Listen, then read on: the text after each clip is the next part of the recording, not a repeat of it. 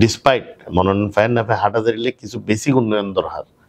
এই বেসিক উন্নয়ন হলে আর যানজট প্রচন্ড রকমের সমস্যা, তো যাইতে সময় লাগে প্রায় 1.5 ঘন্টা। খুব ভালো মেডিকেল ফেসিলিটি নাই, মহিলাদের কলেজ দরকার। মোস্ট ইম্পর্টেন্টলি আইন শৃঙ্খলা পরিস্থিতির ব্যাপক পরিবর্তন দরকার। হাটাজারিরে তারা অ্যাকচুয়ালি অস্ত্র এবং মাদক স্বর্গরাজ্য মানে ফেলি বিগত অবৈধ সরকার। এবং অবশ্যই হালদা ভেরি ইম্পর্টেন্ট।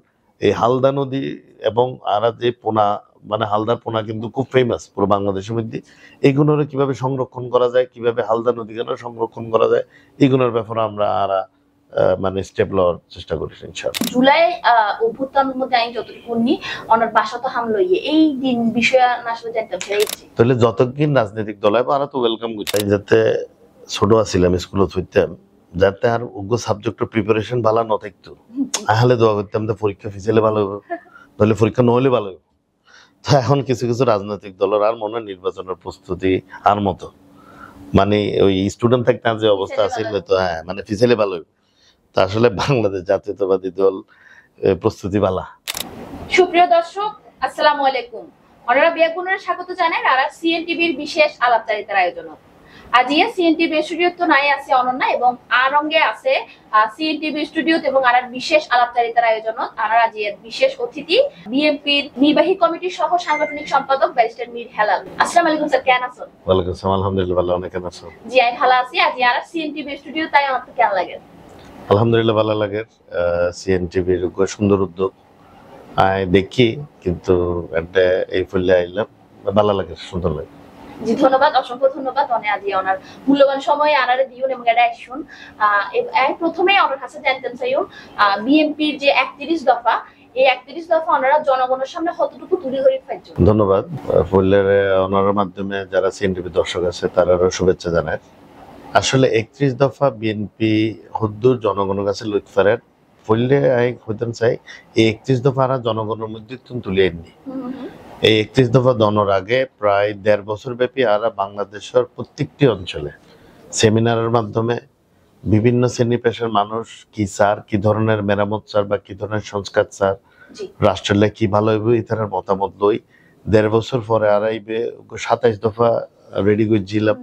তারপরে বিএনপির গণতন্ত্র পুনরুদ্ধারের আন্দোলনে কিছু যুগপথ আন্দোলনে কিছু রাজনৈতিক দল আর শরিক দল আছে যারা আর লগে যুগপথ আন্দোলন করছে, ইতার আরো 4 দফা অ্যাড করছে। ওই 31 দফা 27 দফা প্লাস ওই 4 দফা মিলে 31 দফা এবং এই 31 দফা আরা ঘোষণা করে ফেলায় প্রায় 13 জুলাই 2023 সালে। তার মানে হলি আরা এই 31 দফার উৎপত্তি হয়েছে জনগণত্বন। এখন 31 দফা ঘোষণা হওয়ার পরতন আরা ফলে বিভাগীয় পর্যায়ে লই গেই, পরে আরা জেলা পর্যায়ে লই গেই, পরে আরো উপজেলা পর্যায়ে লই গেই, এখন কিন্তু ইবে ওয়ার্ড পর্যায়ে মানে উপজেলার ইউনিয়নের ওয়ার্ড পর্যায়ে পৌঁছে গিয়ে।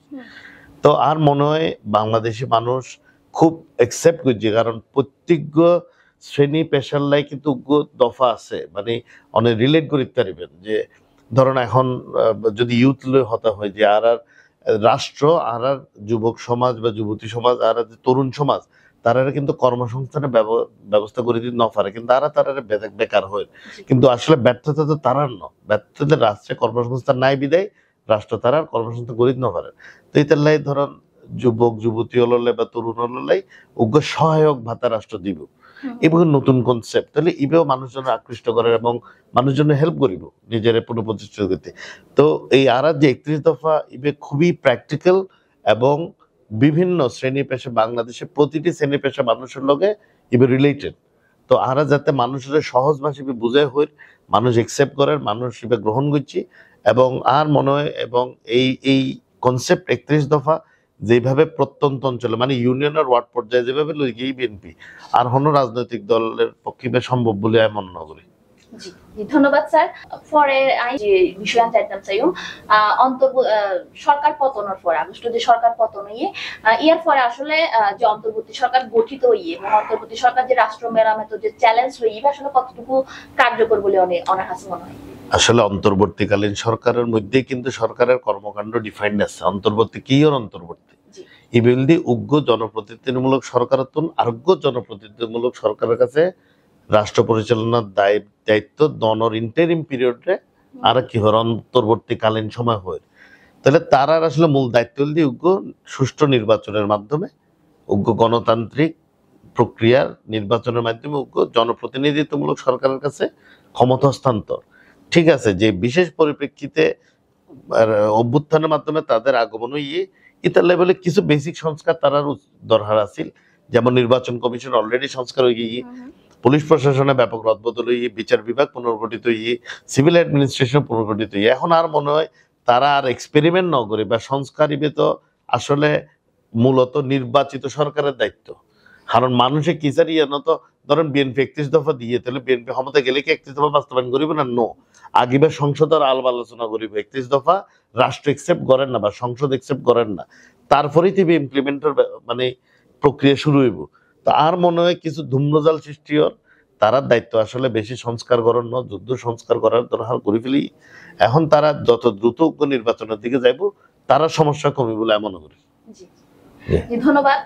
এবং এই অন্তর্বর্তী সরকার গঠনের পর এখন 7 মাস চলে। এই 7 মাসে কিন্তু আরা বিভিন্ন ধরনের আইন শৃঙ্খলা পরিস্থিতির অবনতি বা চুরি ডাকাতি ধর্ষণ আরা কিন্তু দেখি যে লাগিয়েছে। তো এই ক্ষেত্রে আসলে অন্তর্বর্তী সরকারের সফলতা কতটুকু বা ব্যর্থতা কতটুকু বলে এবারে ওনার কাছে মনে হয়? আমি খুব পোলাইটলি অন্য লোক এখানে ডিফার করি। আসলে আইন শৃঙ্খলা পরিস্থিতির অবনতি নয়, যে নয় আওয়ামী লীগের সময় যে আইন শৃঙ্খলা পরিস্থিতি আছিল বে অবনতি করতে হইলে মনে করেন আবার ওরা লাগিব, তাহলে এই এনালগে কম্পেয়ার করুন যাইতো না।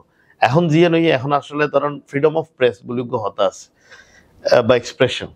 এখন যেহেতু নিউট্রাল গভর্নমেন্ট, কে কিছু হইলে ফেসবুকে দি ফেলা মানুষ জানেন, নইলে ধরেন খুলনার মধ্যে ঘটনা ঘটতে যদি সামাজিক মাধ্যম না থাকতো কে কিন্তু না জানতো, ইভে কিন্তু ওয়ান অফ ঘটনা।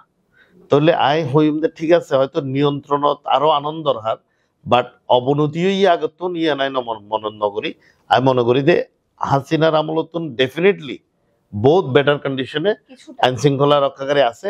তবে আসলে এই অন্তর্বর্তীকালীন সরকারের পক্ষে এত কিছু কন্ট্রোল করার পসিবল না, তাদের টিম সীমিত ক্ষুদ্র, এবং তারা আসলে তো এই প্রক্রিয়ার লগে আগে খুব ইনভলভ ন আছিল। তো আমি মনে করি তারা ব্যর্থ হন আসলে উচিত হইতো না।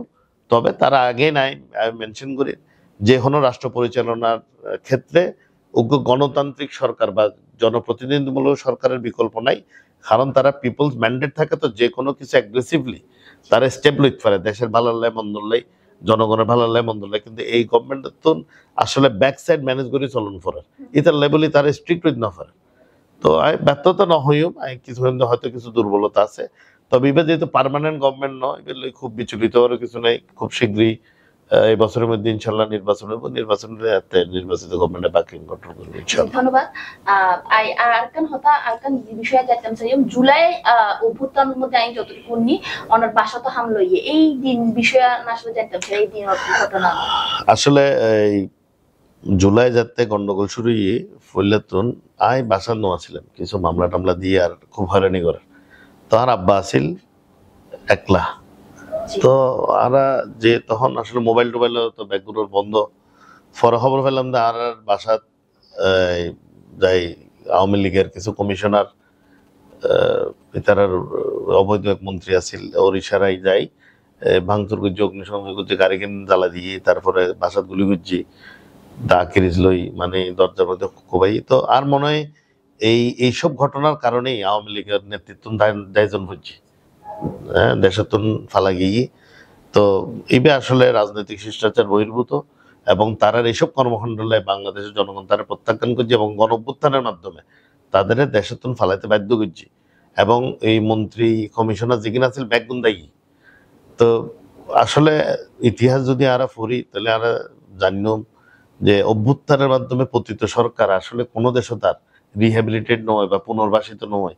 তো আওয়ামী লীগের রাজনৈতিক মৃত্যু আওয়ামী লীগ নিজেই ডাকি এইসব আরার বাসা থামলো আরো সিনিয়র নেতৃবৃন্দ বাসা থামলো ইবে আসলেই বিবেক বিবর্জিত এবং সভ্যতা বিবর্জিত বলে মনে করি। অবশ্যই অরাজনৈতিক খুব সফট টার্ম হয়ে যায়।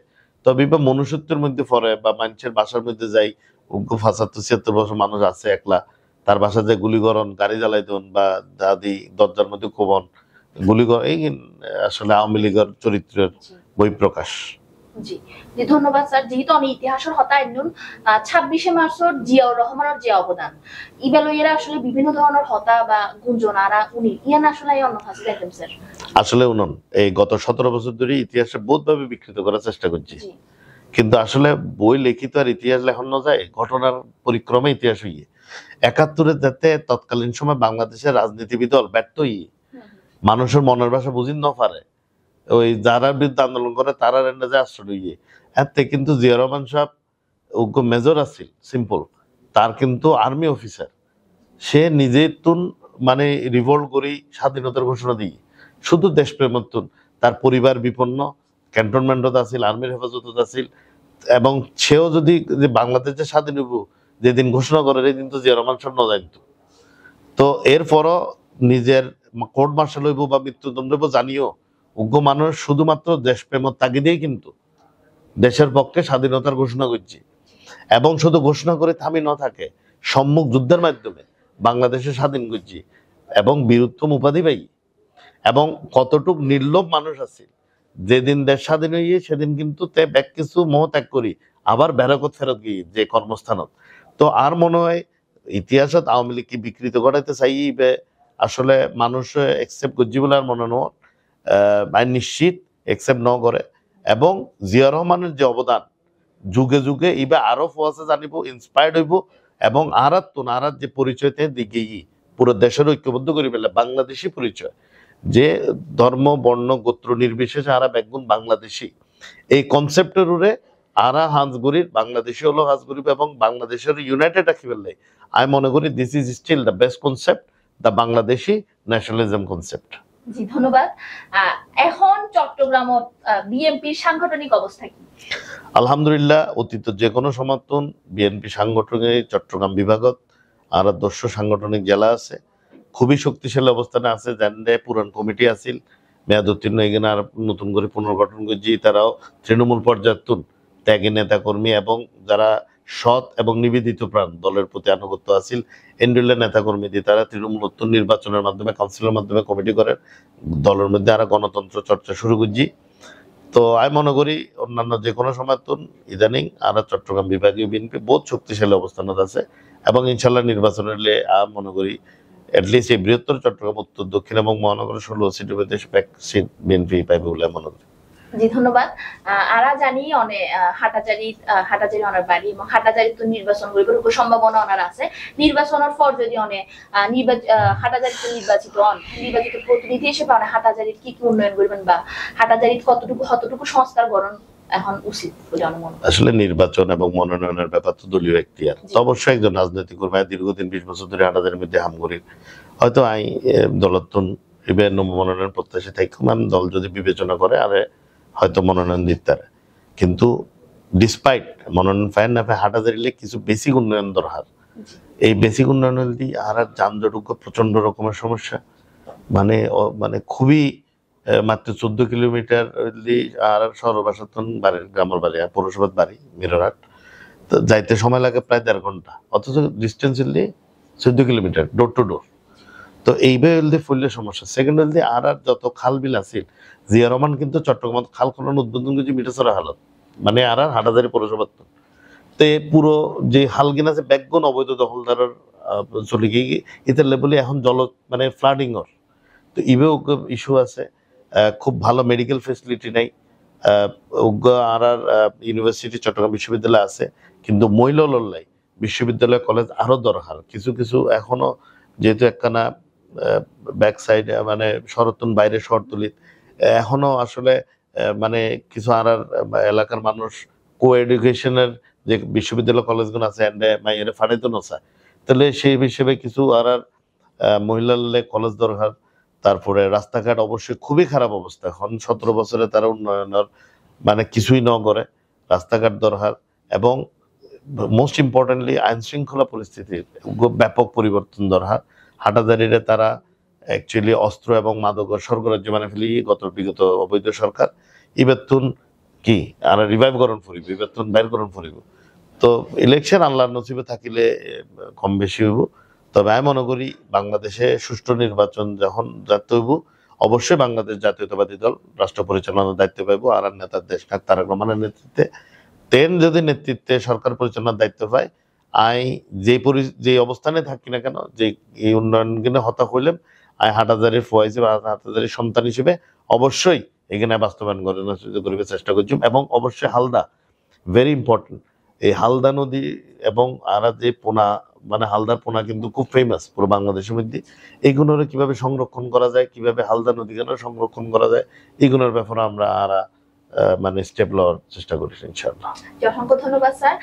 এবং আমি পরে একটা বিষয় জানতে চাই, নির্বাচনের ব্যাপারে আসলে বিভিন্ন দল আর সক্রিয় ন দেখি, সেক্ষেত্রে এই মুহূর্তে বিএনপি নির্বাচনী রোড ম্যাপ স্যার, তো এখন যদি নির্বাচন যদি ডিসেম্বরের দিকে দেয়, সেই হিসেবে বিএনপি এখন প্রস্তুতি মানে কে হইলে এখন আয়োগ হতায় যাতে ছোট আছিলাম স্কুলত হইতাম, যাতে আর উগ্র সাবজেক্টের প্রিপারেশন ভালো না থাকতো, আহলে দোয়া করতাম যে পরীক্ষা ফিসেলে ভালো হবে, তাহলে পরীক্ষা নহলে ভালো হবে। তো এখন কিছু কিছু রাজনৈতিক দলের আর মনে হয় নির্বাচনের প্রস্তুতি আর মতো মানে ওই স্টুডেন্ট থাকতে যে অবস্থা আছে তো হ্যাঁ মানে ফিসেলে ভালো হবে। তা আসলে বাংলাদেশ জাতীয়তাবাদী দল প্রস্তুতি ভালা, জনসমর্থনও আছে আলহামদুলিল্লাহ। তো এতে লেভেলে হারা নির্বাচন স্যার এবং গণতান্ত্রিক উগ্র প্রক্রিয়ার মধ্যে নির্বাচন চন্দন দোষের কোনো কিছু না। ইবে মনে করি যে আর প্রস্তুতি যেহেতু ভালো আর নির্বাচন চাই, আর যারা প্রস্তুতি হয়তো তারা মনে করে যে আগামী 100 বছরের নির্বাচন হলে হয়তো ইলেক্টেড হয়ে ফিরত না, তারা তো ডেফিনেটলি চাইবে যে নির্বাচন হোক উগ্র বুগিযুগি বা উগ্র সিলেক্টেড গভর্নমেন্ট হোক, ইবে আর বাংলাদেশে তৈরি বলে আর মনে নোট। আমি বিশ্বাস করি এই ডিসেম্বরের ভিতরেই বাংলাদেশে উগ্র নির্বাচন সুষ্ঠু নির্বাচন হবে এবং যদি আল্লাহ চায় ইনশাল্লাহ বাংলাদেশের জনগণ বিএনপিরই দেশ পরিচালনার দায়িত্ব দিবে বাঁচি লব। জি ধন্যবাদ। কিছুদিন আগে দেখিলাম উপদেষ্টা নাহিদ পদত্যাগ করছে, তো পদত্যাগ করিবার পরে তারা আবার জাতীয় নাগরিক পার্টি নতুন দল তারা গঠিত হয়েছে এবং এই দলের মধ্যে আসলে বিএনপির দুজন প্রতিনিধি রিজভী এবং অ্যানি দুইজন আসলে আত্মপ্রকাশের জন্য উপস্থিত আছেন। এবং তো এই বিষয়ে আসলে মানে ওনার মতামত কি বা উনি কি জানাবেন? যে কোনো গণতান্ত্রিক বহুদলীয় গণতন্ত্রের প্রবক্তা হলে আর নেতা শহীদ রাষ্ট্রপতি জিয়া রহমান, তাহলে যতদিন রাজনৈতিক দল হবে আরো তো ওয়েলকাম করছো। অবশ্যই রাজনীতি আরো সমৃদ্ধ হইব, ইয়াং তারা এখন তাদের তারুণ্যদীপ্ত গতিতে তারা আগে চলে। তো বিশ্বাস করি শুধু ঢাকা শহর বা রমনা বা রাজু ভাস্কর্য নয়, গোটা বাংলাদেশের তারা বিচরণ করিব, মানুষের মনের ভাষা বুঝিব। যদি মনের ভাষা বুঝিতে পারে রাজনীতি সাস্টেন করিব, আর যদি মনের ভাষা বুঝিতে না পারে তাহলে হয়তো সেভাবে আগে থাকতো না। কারণ পলিটিক্স বা রাজনীতি মূলত জনগণের লগে সম্পৃক্ততা, যত বেশি না জনগণের লগে সম্পৃক্ত থাকিবেন মানুষ অত অনার একসেপ্ট করিব এবং মানুষের কাছে যাইতে পারবেন এবং মানুষ ওনারা বাঁচি দিব, অন্য জোর করে না করিব, জোর করে কিছু পাইতো না। 111 দল করছিলেন নাম বলে গিয়ে দলের চেয়ারম্যানের নাম মনে আছে ফেরদৌস আহমেদ কুরেশি।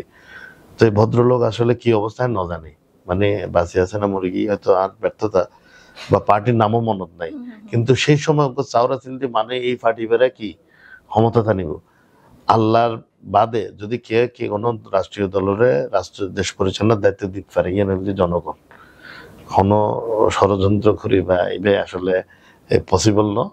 কিন্তু আমি বিশ্বাস করি তারা এই লাইনের নজর, তারা গণমানুষের আস্থা এবং ভরসার উপর নির্ভর করি তারা দল গুজি এবং তারা সেই পথে হাঁটিব এবং তারা যদি সেই পথে অবশ্যই আর নেতা তারেক রহমান সহ তারা সকলে তাদেরকে অভিনন্দন জানাইম এবং স্বাগতম জানাইম। কারণ আবারও হই এই বাংলাদেশের মধ্যে বহুদলীয় গণতন্ত্রের প্রবক্তা শহীদ রাষ্ট্রপতি জিয়া রহমান। আওয়ামী লীগ কিন্তু বহুদলীয় গণতন্ত্র কলা টিপি মারে একদলীয় বাসকাল কাম করছিল, এবারে আবার জিয়া রহমান সাহেব আওয়ামী লীগেরও রাজনীতি করার ব্যবস্থা করে দিয়ে দেয় কিন্তু শহীদ রাষ্ট্রপতি জিয়া রহমান। তো অবশ্যই আমরা তাদেরকে ওয়েলকাম করি, তারা রাজনীতি করুক, মানুষের মনের ভাষা বুঝুক, মানুষের সুখ দুঃখ অংশীদার হোক, অবশ্যই তারা একসময় বাংলাদেশের রাজনৈতিক ভূমিকা রাখতে পারবে ইনশাআল্লাহ। জি ধন্যবাদ স্যার। এবং আমি আরেকটা বিষয় জানতে চাই, একখান মামলা এখন স্থগিত আছে যতটুকু তারেক জিয়া বাংলাদেশে তাইবার সম্ভাবনা মানে হঠাৎ না অবশ্যই তাই তো বাংলাদেশে আইবেলে উদ্গ্রীব, কিন্তু এখন ম্যাডাম তো চিকিৎসার লাই দেশের বাইরে আছে, ইনশাআল্লাহ চিকিৎসা শেষ হোক, যেদিন সঠিক সময় হইব তারেক রহমান সাহেব অবশ্যই বাংলাদেশের বুকে নামিব এবং সেদিন আর মনে হয় বাংলাদেশের ইতিহাস রচিত হইব ইনশাআল্লাহ। সেদিন হলে আর ব্যাকুণ অপেক্ষা করে অনুর মতো। জি, ইনশাল্লাহ। এবং স্যার 31 দফার মধ্যে দ্বিকক্ষ পার্লামেন্ট নামের দ্বিকক্ষ বিশিষ্ট এই বিষয়ে আসলে আইন কেনা। আচ্ছা, এখন ধরুন এই নির্বাচনী প্রক্রিয়ার মধ্যে বহুত মানুষজন আছে যারা হয়তো রাষ্ট্র পরিচালনার জন্য প্রয়োজন, কিন্তু নির্বাচনে যেতে পারতো না। তাহলে কি তারা রাষ্ট্র উন্নয়ন বা রাষ্ট্র কাজে কি তারা কন্ট্রিবিউট করে পারতো না? পারিব। তাহলে যারা মাঠ পর্যায়ে নির্বাচন করে আইব তারা হয়তো এক কক্ষে বইব, আর যারা ইন্ডিল্য মানুষ আছে যারা রাষ্ট্র পরিচালনা তাদের প্রয়োজন, তারারে নিম্ন কক্ষের ভোটের মাধ্যমে তাদেরকে উচ্চ কক্ষে নিয়োগ করা হইব, যাতে তারাও কি রাষ্ট্র পরিচালনা কন্ট্রিবিউট করতে পারে। I think it's a good balance between public support and personal expertise. দোনোয়ানি প্রয়োজন, পাবলিক সাপোর্ট যেন প্রয়োজন, ব্যক্তিগত অভিজ্ঞতা এবং এক্সপার্টিসের প্রয়োজন রাষ্ট্র পরিচালনায়। So I think it's a good mix. ধন্যবাদ স্যার। আচ্ছা, আওয়ামী লীগ নির্বাচনত আইব কি নয় বিভিন্ন দল আসলে বিভিন্ন কৌশলী পদক্ষেপ গ্রহণ করে, এই ব্যাপারে এই বিষয়ে আসলে বিএনপি কি পদক্ষেপ আছে বা কি তারা মনে করেন? খুব সিম্পল, যারা দোষী আওয়ামী লীগ হোক, জাতীয় পার্টি হোক, জামাত হোক, তারা অবশ্যই বিচারে আনন করিব এবং বিচার দৃশ্যমান আনন করিব। এখন উগ্র রাজনৈতিক দল ইলেকশনত পার্টিসিপেট করি পারবি কি নপারিবি ডিসাইড করিব ইলেকশন কমিশন এবং দেশের জনগণ।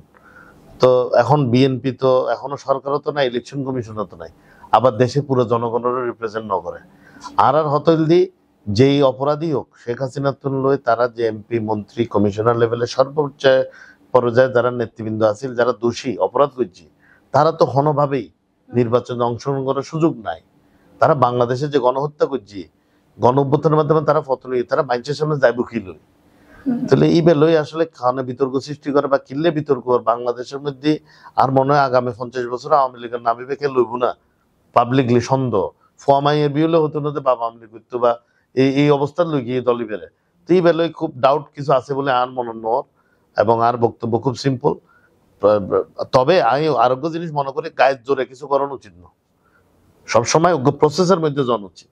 যদি নিষিদ্ধ করে আইনের পর্যায়ে আনি নিষিদ্ধ করানো উচিত, অথবা যদি মনে করে যে না যারা দোষী তাদের সাজা হইব, ইতারা সাজা দিয়ে নিষিদ্ধ করেছে আইনের আওতায়, বিশেষ কোনো ব্যবস্থা হলে কিন্তু পাবলিক সিম্পাথি পারিব। তো আমি চাই আইন নিজস্ব গতি চলিব, যেভাবে স্বাভাবিক প্রসেস সেই স্বাভাবিক প্রসেসে যাওয়া হইব ইনশাআল্লাহ। ধন্যবাদ। ছাত্র দলের আয়ের উৎস বিষয়ে আইন জানতে। হ্যাঁ, আমি ফেসবুক বা সামাজিক মাধ্যম বিভিন্ন জায়গায় দেখি ছাত্রদল গত 17 বছর যেভাবে আন্দোলন সংগ্রাম করছে, করোনার সময় যেভাবে তারা বিভিন্ন জায়গায় মানুষের সহায়তা করছে, কেন করছে? নিজের বাইক বেশি দিয়ে, নিজের মার চেন বেশি দিয়ে বা পরিবারের তো হেল্প লই। তো এখনো ছাত্রদলের আয়ের উৎস তাই, পরিবারের তুন টিয়ালই খরচ করে দলের লাই এবং দলের আদর্শ এস্টাবলিশ করে ফেললে।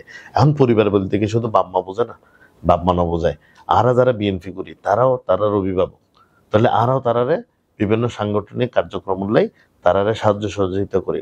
আমি অত্যন্ত গর্বের সাথে হয়ে ছাত্র দলের উগ্র কর্মীও আজিয়া পর্যন্ত হয়তো পেপারে পত্রিকা লেখার কিন্তু কোনো প্রমাণ নাই, কোনো দুর্বৃত্তায়নের লগে জড়িত হইয়ে, কোনো দুর্নীতির লগে জড়িত হইয়ে, কোনো চাঁদাবাজি টেন্ডারবাজি এই কিন্তু নাই।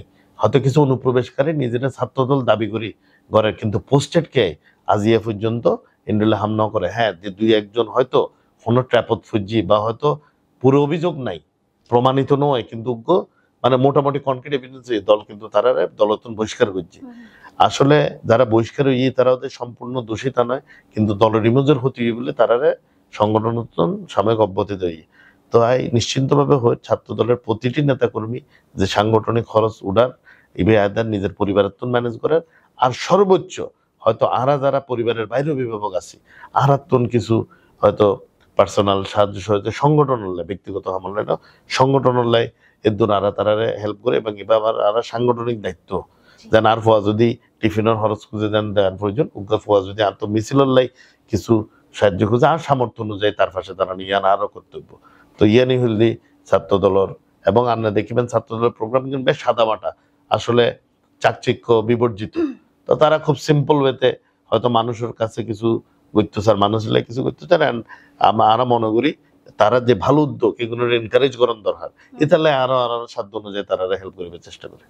এবং আর একদম সর্বশেষ প্রশ্ন, আগামী বাংলাদেশ এবং যেহেতু চট্টগ্রামিয়া নানা চট্টগ্রামবাসী এবং চট্টগ্রামের আগামী চট্টগ্রাম এবং আগামী বাংলাদেশের অনেক কিরিমেট দেখতেছ। খুব সিম্পলি এইভাবে যদি নিজেরা প্রকাশ করে মানে নিজের মত প্রকাশ করি, আয়োগ্য সুন্দর বাংলাদেশ দেখতাম স্যার। এবং চট্টগ্রাম অত্যন্ত ঐতিহ্যবাহী অঞ্চল বাংলাদেশের মধ্যে। খাতায় কলমে চট্টগ্রাম আজও বাণিজ্যিক রাজধানী, কিন্তু বাণিজ্যিক রাজধানী কোনো কিছুই বাস্তবায়ন নয়। শুধু মত প্রকাশ নগরীর অঙ্গীকার করি, যদি দেশ পরিচালনার দায়িত্ব বিএনপি পায়, বাণিজ্যিক আক্ষরিক অর্থে বাণিজ্যিক রাজধানী করি ফেললে যা যা গরণ পরে ইনশাল্লাহ বিএনপি তা গরিব। তো আরা চাই সুন্দর সমৃদ্ধশালী বাংলাদেশ, যেখানে ব্যাকগুণ সাম্য এবং সৌহার্দ্যের মধ্যে থাকিতে পারে এবং নিজেদের মধ্যে কোনো ধরনের বৈষম্য বা মতভেদ যেন রাষ্ট্রীয় স্বার্থের মানে ঊর্ধ্বে না ওঠে, আনার চেষ্টা থাকিব, প্রচেষ্টা থাকিব। আর চেষ্টা থাকিব জনগণকে সাথে নিয়ে চলুন, জনগণের সঙ্গে থাকুন। অসংখ্য ধন্যবাদ স্যার। ধন্যবাদ স্যার। সুপ্রিয় দর্শক, আর আয়োজনের একদম শেষ পর্যায়ে চলে এসি। আর বিশেষ আলাপচারিতার আয়োজন আর শেষ করি। তার আগ মুহূর্তে স্যার ওনার অসংখ্য ধন্যবাদ। আর সিএনটিভি সিরিজ দায়িত্ব এবং আর সময় দিও, ওনার মূল্যবান সময় দিও। এই লাস্ট মুহূর্তে অনুরোধ করছি আর সিএনটিভি দর্শকের উদ্দেশ্যে যদি অনেক দুই চার লাইন কথা হন। জি অবশ্যই। ফলে অনরে ধন্যবাদ জানাই, শুভেচ্ছা জানাই এবং অনর মাধ্যমে সিএনটিভি যারা ক্যামেরার পিছনের যারা এর পিছনে এবার এস্টাবলিশ করার পিছনে যারা কষ্ট করছে, পরিশ্রম করছে, সিএনটিভি চিটাগংয়ের সমস্ত কর্মকর্তা এবং যারা এটা এর সাথে সংশ্লিষ্ট ব্যাকগুণের শুভেচ্ছা অভিনন্দন জানাই। অত্যন্ত মহৎ উদ্যোগ।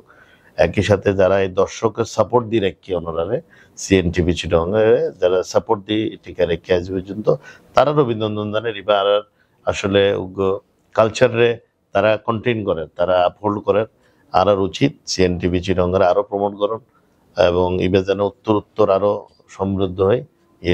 আর আন্তরিক শুভকামনা রইল। আবারও অনরা এবং অনার টিমরে আন্তরিক শুভেচ্ছা অভিনন্দন। ধন্যবাদ স্যার। সুপ্রিয় দর্শক, আর শেষ করি আর আজকের বিশেষ আলাপচারিতার আয়োজন আবারও চলে এসো মার্গ আয়োজন লই অনরার মাঝে।